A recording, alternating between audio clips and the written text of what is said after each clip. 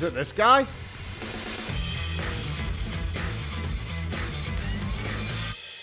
I think it's this guy. First of all, fuck you. Fuck you. That is disgusting. That's actually fucking disgusting. Hello. I'm here to talk about monetization. It's Let's Go Whaling. It is about a summary of a huge bunch of behavioral psychology. So the tricks on how to monetize a game well. Some of you will probably be slightly shocked by all the tricks I have listed here, but I'll leave the morality of it out of the talk. We can discuss it. Not predatory, by the way. If we have time later. So let's dive right in. First off, Wall Street trader and an oil sheikh got into a fight. Who won? You guys did. This is to remind you that a lot of the spend comes from the high-paying guys, the whales, and the very best way to get... It's important, as gross as this is, it's important to understand what the thinking is behind these games. Like, I think it's so important that you understand how badly they're trying to fuck you.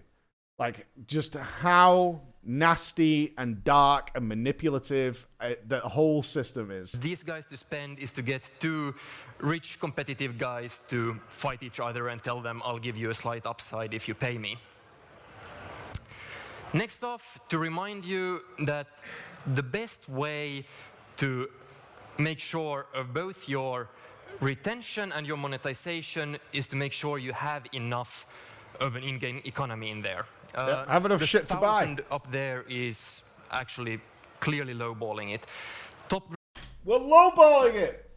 $1,000, lowballing it. Clearly, like if you thought $1,000, only $1,000 per person, right? Lowballing it. Games have in-game economies worth tens of thousands. That's how you can keep people in there. They have lots of things to do, stuff to upgrade, to progress along, and that's how you can make them spend a lot as well. Since you can, for instance, give a huge discount on something. You know, this stuff is worth 150 euros, but now I'll give it to you for 5. If your whole in-game because economy it's is worthless less than 150, you cannot do that, of course. So now, dudes, you can't if you don't like put the target price nearly 1,000% higher. How can you make deep discounts? Stupid. It's a few of these like frameworks on how to think of stuff. I've seen suggestions to model what you sell according to Bartle types. I assume you're all familiar with Bartle types. The achievers want to progress in the game, the socializers want to speak to other people, the killers just want to compete and kill each other, and the explorers are the guys who are after stories and experiences. So this is from Will Luton's suggestion to you sell convenience to the achievers, which really means faster progress, customization to socializers, hats and stuff, competitive advantage, that is pay to win for the killers, and content for explorers. Now, the reason I highlighted convenience up there or progress is that most of your sales will be here. Customization, hats and stuff, they're nice, but you'll have a single-digit percentage of your income coming from that if you do both that and progress. Competitive advantage is good, but you can go overboard with it and have an unbalanced game. Which Imagine. If it's too clearly pay to win, people will stop playing. And you wish! Yo, how little you knew! How little you knew! When was this? What year was this? Oh, where's the date? I can't see the fucking date. How little you knew! This is a few years ago. Oh, that would be really sad. Just give it a few years, Torralf. It takes a lot of resources and time to do that. Selling content is very expensive. Hardly any team can keep up producing content in the... yeah, content's the worst, man. Fucking, I'm with you, Torralf. Ah, Content is the worst. What we want to do is earn money for doing very little. That's where it is. What we don't want to do is make content. Fuck that. This one I like a bit better. Hook Habit Hobby. This is a model from Dmitry Dravanov of Flare Games. It's Good a morning. model for how people Thank you, progress in a Preaching game. Gang, The for hook great is what content gets and you into the community game smile. to try out a free-to-play game. Then you build it into a habit that you play multiple sessions That's every right. day. Manipulate and them. then That's at the it. end, it's the Yeah. hobby phase where people see it as one of their main hobbies, and they Reel put 'em in, lots of boys! time and resources into it. Got him. Now, if we look at this from a monetization perspective, the hook is where you put up an icebreaker. You want to give a really, really good deal, something that's Like if you complete your first dungeon, you get a heavily discounted reward. Just 99 cents. Come on, what's 99 cents? no-brainer. You would be crazy to turn it down 850% increased value. Oh, there it is. Shocker. as a player. The reason to give a really good deal up front is by making people spend up front, they are also emotionally committing to your game. That's their retention will go up. And the first They've already paid spend money. is, it breaks the ice, then they think of themselves as spenders in the game. It's okay for me to spend in the game. Lots of people are otherwise have this You throwing up yet or what? wall up. I will never Not predatory, pay for by a the way. local game. So you need to break the wall first. Yeah, you got to get them paid. The habit is the main meat of the game. This is where you sell the faster progress, as we just discussed. And the hobby is for the guys who have already maxed out. They're the guys who have all of their Clash of Clans building at the max level. They are already there. So you can no longer sell progress to them. You have to sell consumables. This You've milked them for every... So the problem is, when you've milked them for everything for what they want, you need to try and find a way to sell them shit they don't really want. is where That's you're the selling important bit. the faster healing times or faster build times of armies. This is also where you get basically unlimited upper spend. There's That's the shit. no limit to how much you can spend in, for instance, Clash of Clans. Fuck yeah, dude. So let's go down into some of these more tricks. Gotcha! Gotchas. Who hasn't heard of gotchas? Excellent. Most of you have. So gotchas, they're named after gachapon, these Japanese machines, which are sort of slot machines that give you collectible stuff. On random, you get collectible stuff. But it's really the same mechanic that we have had in Western markets for collectible playing cards like Magic the Gathering for ages. You Pokemon cards. No matter how much you spend, you cannot directly get the card you want. You have to, over and over again, pay to get a bunch of random cards and hope that the thing you wanted is in there. Or then you like trade them somehow if there's what wasn't what you hoped for. These are great for again, both monetization and retention because people like the lottery part of it. If you want, look up Skinner box to know why.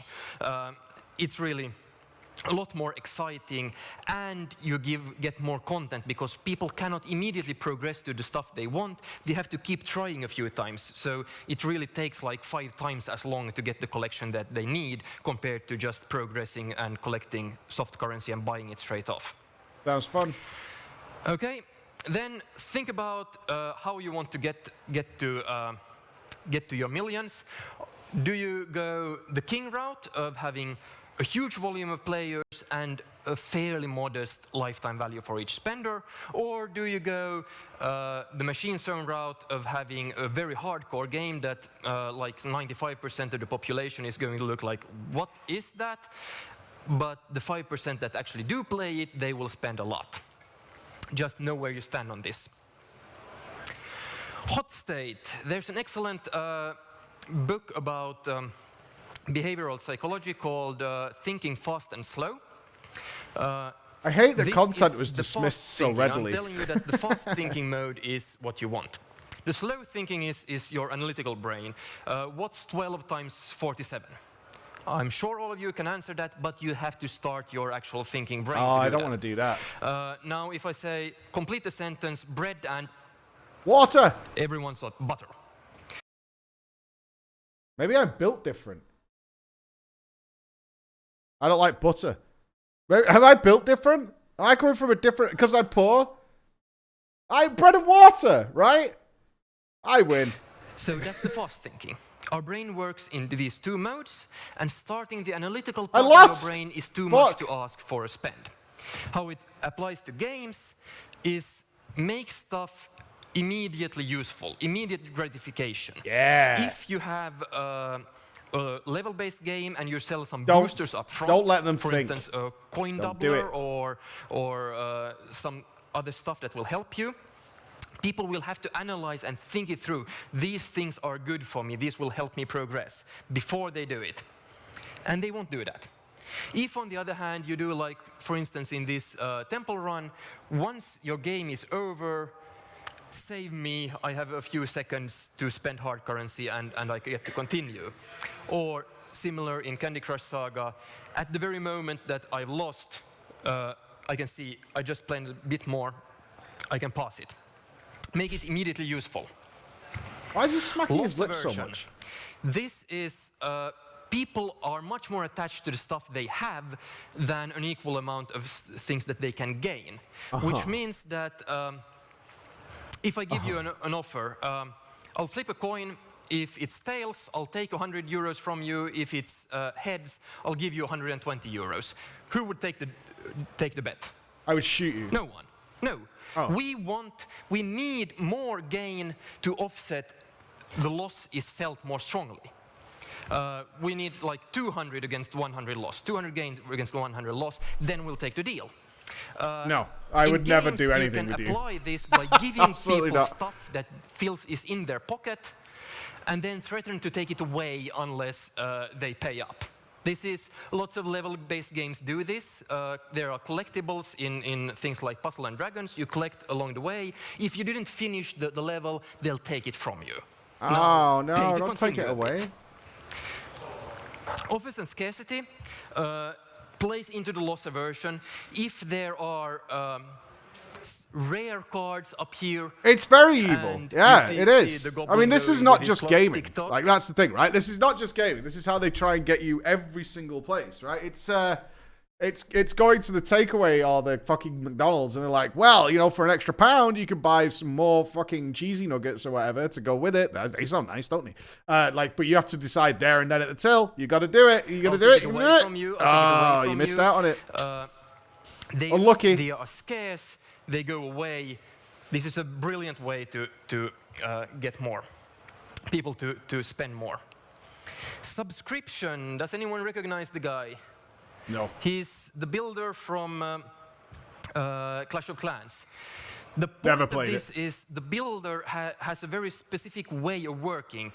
If you spend your hard currency on this guy, you will only get the benefit from him if you then keep coming back to the game very often. Retainers. Fucking Squeenix got me with retainers. Bastards. It drives both retention and monetization. Build stuff that makes people come back to your game a lot in order to get the value out of that. Fucking Squeenix. The IKEA effect. Oh, what's this? This is to say stuff that we put work into, we value more highly.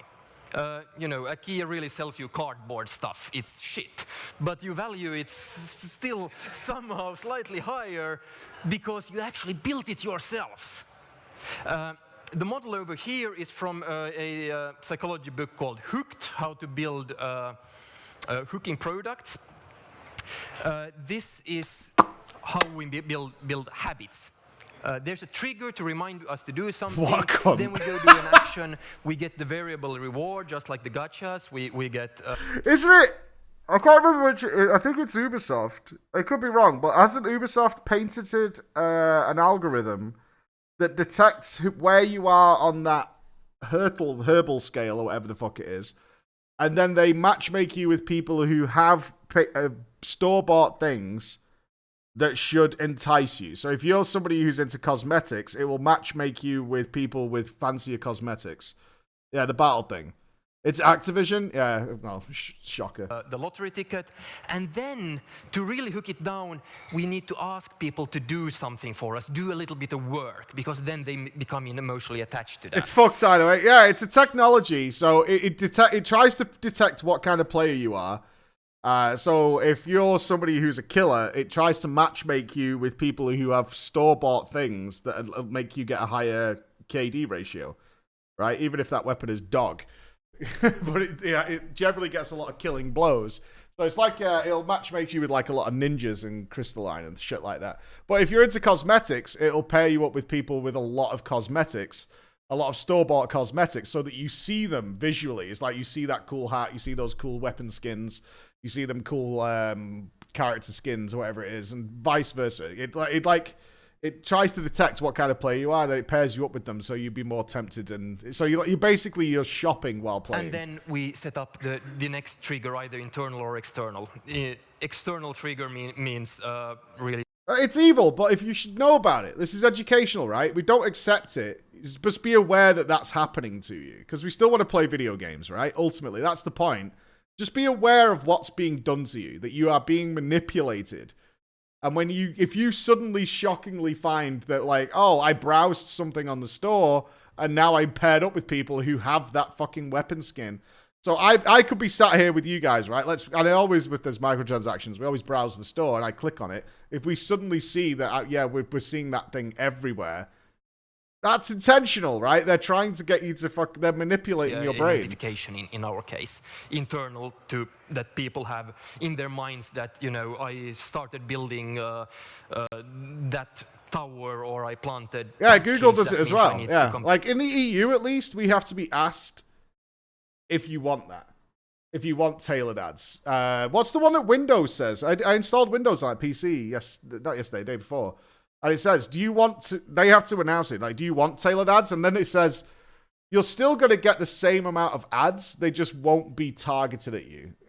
Like in 8 hours. You know what I mean? So that's the trigger. And then we go round and round. And I still believe we're in the EU. Anchoring is fun. Anchoring's fun. When we don't know the price of stuff, the first price we hear suggested for it becomes our anchor. And then we compare everything to that. For instance, an iconic example, black pearls. Black pearls, when they first came on the market, no one wanted them because they're dull and black and don't look very nice. Mean? The guy who had them told his summer trainee or whatnot to just dump the price of them and get rid of them. The summer trainee understood it wrong and actually hiked the price by 50%. Fuck you with the fucking 100%. And then suddenly they became these objects of desire. Even more special, I think, is this. If I ask all of you to write down the last 2 digits of your social security number, and then I have an auction, like, imagine this is a fancy bottle of wine, and you get to bid on auction here. The people like me, my last 2 digits in my social security number are 99. I'd bid a higher price on this than the guys who have like 10 or 05. Just because I wrote down a high number on a paper will anchor my thinking on what goes next. So how to use this in a game? Some games, immediately when you're in the tutorial, they suggest to you, you should buy this good IAP for 50 euros or something like that. I go like, oh, that's expensive, I'll never do that. Of course, no. And I expect them to say no. Then again, I come back like a few sessions later and suggest they buy it for 15. And I'll say, that's a good value, because my anchor was at 50. Fucking rat bastard. You absolute cunt. You absolute... For this worthless shit, it's worth nothing. It's worth absolutely nothing. You absolute piece of shit. Oh my god. Oh, that's painful. So tell them it's worth 100, and then later on we can say it's 15. It works. It works. Social proof. So this is, we are herd animals. We tend to do what all of the others do. You all sit quiet listening to me because that's what all of the other guys do here. So, especially when people are similar to us. This means that you should have The socially accepted I guarantee whatever this guy's about to say, not predatory. way of behaving in your game should be paying. You want to tell people, for instance, when a clan member of theirs spend IAP money, you want the whole clan to know, because then that becomes the socially acceptable way of behaving. Such as buying a tea emote and then everybody spamming it and me being annoyed with it, so more people go to the store and buy a tea emote. And then they stand in front of me all drinking tea constantly. You know, that would be the kind of thing. Because it's now become socially acceptable to go to the Squeenix store to buy the fucking tea emote so you can stand and annoy me with the tea emote. You absolutely do not want to tell them that the majority of people in your game never spend money. That's poison. Never tell them that.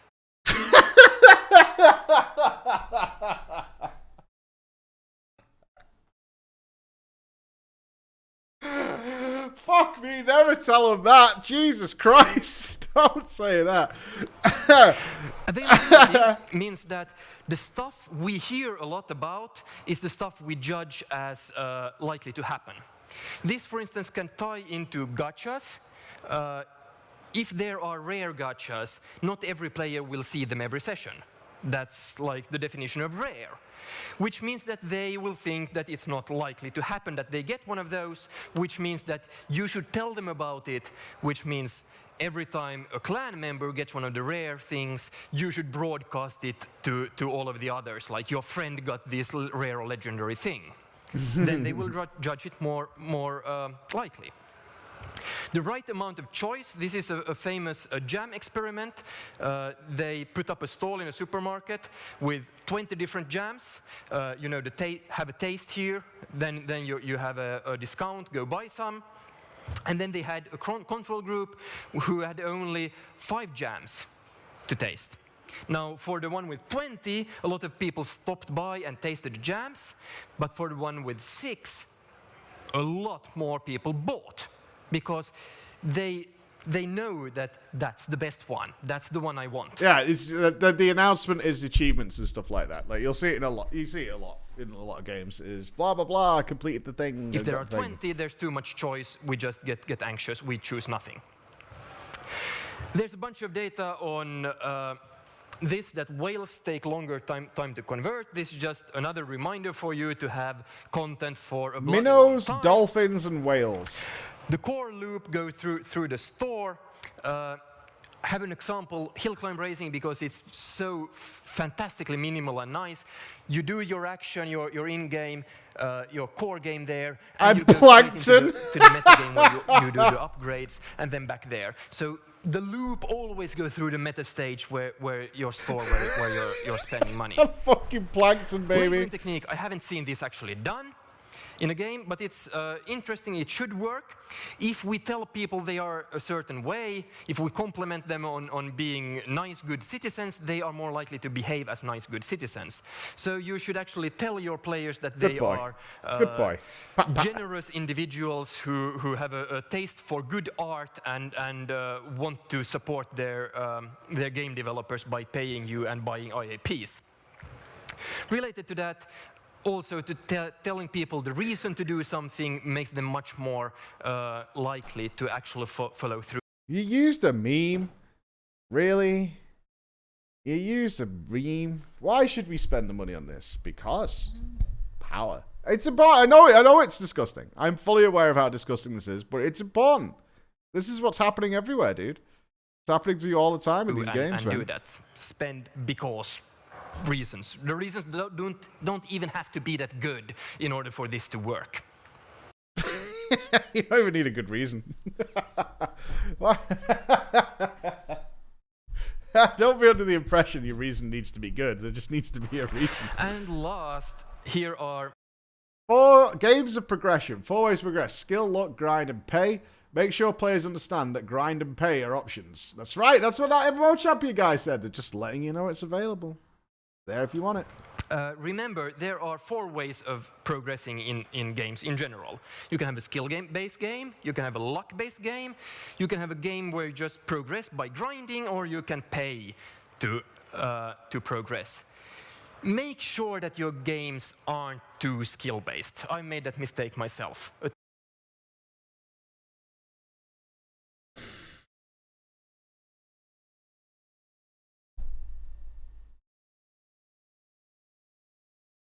too skill-based game, you don't get people to pay you because there's no reason to. I mean, to analyze how atrocious that comment is, if you make it so that good players can beat your game, then there's less reason for them to pay for it. So that's the last thing we want. So make sure grinding and paying are legitimate versions of progressing in the game. Thank you, that's it. A few questions. Yeah, we're clapping? Okay.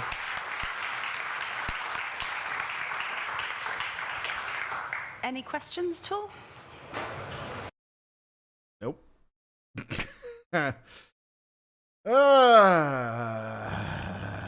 do you feel? Feel good?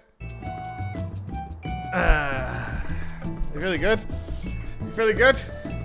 Not predatory. There's nothing predatory in it at all. It's not like the entire system is based to manipulate you endlessly. Why would they not clap? They don't give a fuck. Well, I mean, what was the revenue of... is Clash of Clans still the number one? Or was it Candy Crush? Annual revenue of Candy Crush.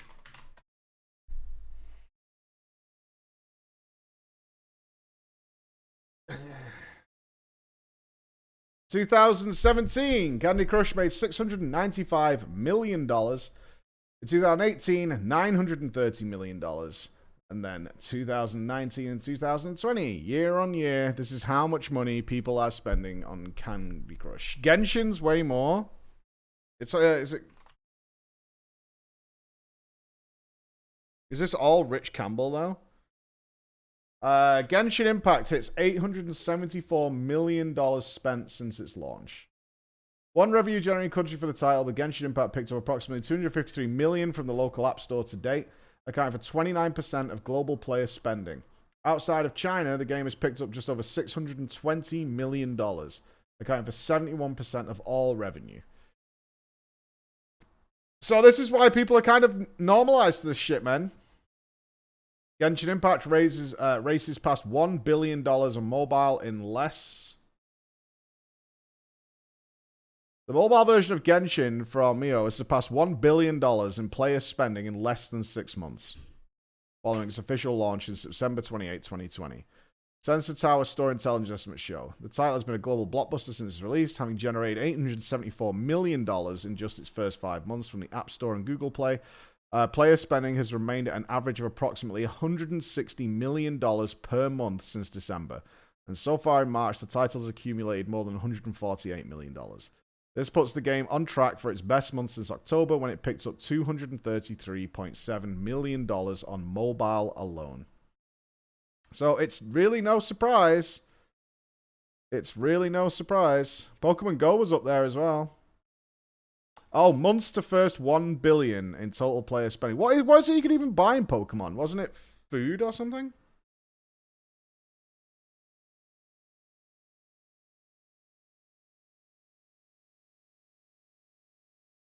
Balls and lures, yeah. That was a weird period of time with Pokemon Go. A fun period of time. Like, the world kind of came together with Pokemon Go. So, I mean, it works. That's why it's here. It works.